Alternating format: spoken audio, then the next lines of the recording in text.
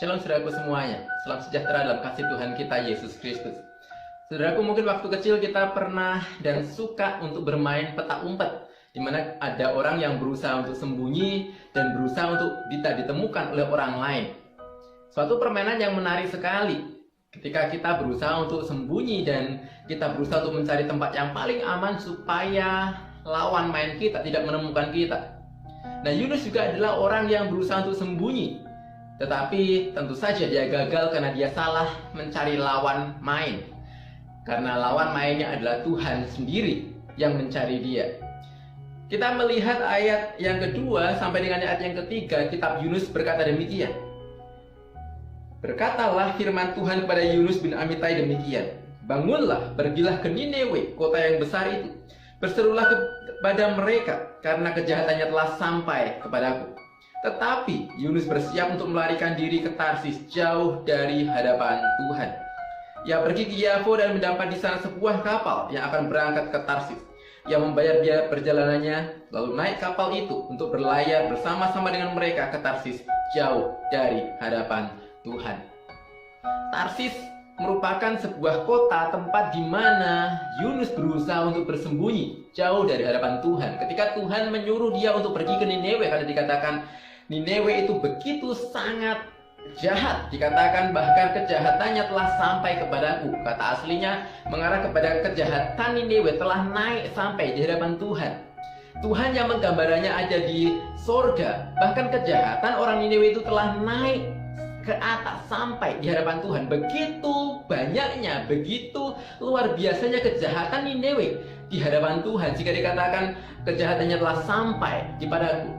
Dan dikatakan Yunus tidak mau pergi ke Nineve, bahkan dia mau melarikan diri ke Tarsis. Kenapa Yunus tidak mau ke Nineve? Bisa saja dia takut, mungkin dia takut karena kejahatan Nineve yang begitu luar biasa, bahkan dikenal dengan kesadisan yang luar biasa. Atau bahkan mungkin Yunus merasa tidak peduli dengan mereka. Yunus itu orang Israel yang kemudian diutus pergi ke bangsa asing. Mungkin dia berpikir masih ada banyak pekerjaan, pelayanan yang harus dia kerjakan di Israel. Tapi apapun itu, pasal yang keempat justru membukakan sebuah rahasia bagi kita, bahwasanya alasan Yunus kenapa Yunus tidak mau pergi ke Nineve adalah karena dia tidak ingin Nineve menikmati kasih kemurahan Tuhan. Di pasal yang keempat dikatakan demikian ayat yang kedua. Ya Tuhan, bukankah telah kukatakan itu ketika aku masih di negeriku? Itu sebabnya maka aku dahulu melarikan diri ke Tarsis, sebab aku tahu bahwa Engkaulah Allah yang pengasih dan penyayang, yang panjang sabar dan berlimpah kasih, serta yang menyesal karena malapetaka yang hendak didatangkannya. Jadi sekarang ya Tuhan, cabutlah kiranya nyawamu. Yunus tidak mau bangsa Nineve yang begitu bejat, yang begitu sadis, yang begitu jahat itu menikmati kemurahan Tuhan. Dan itulah kenapa dia lari ke Tarsis. Kenapa Tarsis? Karena Tarsis pada waktu itu adalah salah satu kota yang disebut ujung dunia. Itu kenapa disebutkan tadi beberapa kali Yunus berusaha untuk jauh dari hadapan Tuhan. Jauh dari hadapan Tuhan. Ayat yang ketiga, ayat yang ke-10 juga kemudian diulang lagi. Jauh dari hadapan Tuhan. Yunus berusaha sembunyi, Yunus berusaha lari jauh dari hadapan Tuhan. Namun justru di tengah pelariannya, di tengah persembunyiannya jauh dari hadapan Tuhan, di sanalah Allah mengejar dan menangkap Yunus. Ketika badai menerjang kapal yang dinaiki oleh Yunus, maka kita tahu ada banyak awak-awak kapal yang berusaha untuk mencari solusi masing-masing. Di antara mereka ada yang mencari, berteriak, berdoa kepada dewa mereka masing-masing, ayat yang kelima. Namun ketika dewa-dewa itu pun juga tidak bisa menolong mereka, mereka juga lari kepada usaha mereka masing-masing, kepada pengalaman mereka sebagai para pelaut-pelaut yang handal. Mereka membuang muatan-muatan, berusaha untuk membuat kapal itu tetap ringan agar tidak tenggelam, tetapi toh tidak ada perubahan yang terjadi.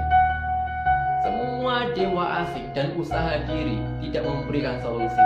Hanya Allah yang berintervensi yang sanggup untuk memperbaiki kondisi. Semua dewa asing dan usaha diri tidak mampu untuk memberi solusi. Hanya Allah yang berintervensi, yang sanggup untuk memperbaiki kondisi yang ada. Dan itulah Allah yang berintervensi ketika kita melihat bagian ini. Berintervensi melalui undi. Satu hal yang paling kecil yang mungkin kita lihat dalam bagian ini. Ketika dilemparkan undi, maka ketahuanlah Yunus adalah orang yang bertanggung jawab atas semuanya itu. Dan di sana Allah mengajar Yunus banyak hal ketika para awak kapal itu tahu bahwa Yunus adalah yang keladi. Yang pertama, Allah mengajar Yunus tentang teologi dan praktika. Ketika Yunus ditanya, dari mana kamu? Ayat yang ke-9 mengatakan, aku seorang Ibrani, aku takut akan Tuhan Allah yang punya langit, yang telah menjadikan lautan dan daratan. Wow, Yunus luar biasa sekali, punya sebuah doktrin teologi yang bagus. Allah yang empunya bumi, Allah yang empunya langit, yang menjadikan lautan dan daratan. Allah itu Allah yang berkuasa tidak hanya di daratan tapi juga di lautan. Itu sebuah teologi pengenalan akan Tuhan yang luar biasa. Tetapi prakteknya justru Yunus lari dari Tuhan. Apa yang dia imani, apa yang dia tahu secara knowledge, pengetahuan doktrinalnya, tidak dia praktekkan. Dia berpikir dia bisa lari dari hadapan Tuhan. Saudaraku, penting bukan hanya untuk tahu doktrin dan teologi, tetapi juga penting untuk praktek hidup sehari-hari. Yang penting bukan hanya doktrin dan pengetahuan teologi, sekalipun itu memang penting, tetapi juga praktek hidup sehari-hari. Apakah itu selaras dengan doktrin dan pengetahuan yang kita imani atau tidak? Yang kedua, Allah mengajar Yunus apa artinya itu kemurahan. Ketika para awak kapal itu mencari solusi, Yunus di ayat yang ke-12 mengatakan, angkatlah aku, campakkanlah aku ke dalam laut, maka laut ini akan menjadi reda, tidak menyerang kamu kembali. Tetapi ayat yang ke-13, kita melihat orang-orang itu, para awak kapal, justru berusaha lebih keras untuk mencapai daratan. Artinya apa? Ketika Yunus pun mengatakan, campakkan aku ke laut, maka kamu akan aman, maka kamu akan selamat. Ternyata orang-orang itu justru lebih peduli terhadap keselamatan semua orang, termasuk Yunus. Mereka berusaha untuk mencapai daratan supaya semua orang selamat, termasuk Yunus. Yunus yang tadinya tidak mau melihat bangsa asing mendapat kemurahan Tuhan, justru sekarang mendapatkan kemurahan dari bangsa asing. Allah mengajar dia apa artinya itu kemurahan hati. Dan kemudian Allah juga mengajar apa itu artinya kegentaran dan takut akan Allah. Ketika sepanjang kisah pasal 1, badai menerjang di atas laut, Yunus tidak pernah dikatakan dia takut, apalagi dia berdoa. Sekalipun tadi dikatakan orang-orang itu mendesak dia untuk berdoa, tapi Yunus gak berdoa. Sampai pada akhirnya dia dilemparkan ke laut pun Yunus tidak pernah dikatakan dia takut, dia gentar, tidak. Tetapi justru ketika para awak kapal itu yang tadi berdoa kepada Allah asing kemudian menemukan Yunus adalah orang yang melarikan diri dari Yahweh, dan kemudian dia melemparkan Yunus ke laut. Dan laut reda, dikatakan di ayat yang ke-16, orang-orang itu menjadi sangat takut kepada Tuhan Yahweh, lalu mempersembahkan korban sembelihan bagi Yahweh serta mengikrarkan nazar. Yunus seorang yang tahu Yahweh itu seperti apa. Yunus tahu tadi secara doktrin, pengetahuan akan Allah Tuhan itu seperti apa. Tetapi toh dia tidak berdoa, nggak takut sama Tuhan. Tetapi melalui bangsa asing ini justru ada banyak hal yang Allah ingin Yunus lihat, Allah ingin kita juga lihat dari mereka. Saudaraku, saya tidak tahu apa yang saudara alami saat ini, apa panggilan Tuhan bagi kita masing-masing. Tetapi apapun itu, jangan pernah berpikir untuk lari dari hadapan Tuhan. Kisah ini mengingatkan kita, tidak ada satu tempat pun di dunia ini untuk kita bisa lari dari hadapan Tuhan. Mungkin kita kecewa kepada Tuhan.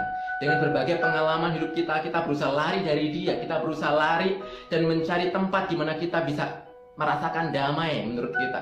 Kita berusaha lari dengan mencari Allah-Allah asing. Kita berusaha lari dan berusaha dengan kekuatan kita sendiri. Kita berusaha lari dari panggilan Tuhan apapun itu. Tetapi satu hal, Allah yang benar itu bukan Allah yang dicari, tetapi Allah yang mencari kita. Allah yang mencari kita. Dan kapanpun, dimanapun kita lari, kasih dan anugerah Tuhan senantiasa menangkap kita kembali. Tidak ada tempat untuk lari dari hadapan Tuhan. Kasih Tuhan selalu menangkap kita kembali. Kasih Tuhan selalu memeluk kita kembali. Dan biarlah kita ditundukkan oleh kasih dan anugerah yang mengejar kita kembali seperti ini. Mari kita berdoa. Bapak, mungkin kami pernah berpikir untuk lari dari hadapan Tuhan, lari dari panggilan Tuhan. Kami lari untuk jauh dari hadapan Tuhan. Kami mencari jalan kami sendiri. Kami mencari dengan usaha, pemikiran, ide kami sendiri. Tetapi kami percaya ketika Tuhan menggenggam hidup kami, kemanapun kami lari, Engkau akan selalu mengejar dan menangkap kami kembali. Kasih anugerah-Mu terlalu besar buat kami. Kami tidak bisa melepaskan diri dari Engkau. Apapun itu Tuhan, Engkau selalu menangkap kami kembali. Kami bersyukur kami punya Allah yang seperti itu. Engkau tidak pernah menyerah terhadap kami. Engkau tidak pernah membuang kami. Engkau tidak pernah melemparkan kami sekalipun kami lari dari hadapan Tuhan. Engkau selalu menangkap kami kembali. Itulah Injil yang sejati. Itulah kasih Tuhan yang sejati. Kami bersyukur kami punya Allah yang seperti itu. Dan biarlah kiranya kasih yang luar biasa itu menundukkan hidup kami, menundukkan hati kami, menundukkan ego kami, untuk kami bisa kembali sujud di hadapan Tuhan. Allah yang berintervensi, Allah yang mengejar kami, Allah yang mengasihi kami dengan luar biasa. Dalam nama kami berdoa. Amin. Kiranya Tuhan menolong kita senantiasa. Soli Deo Gloria.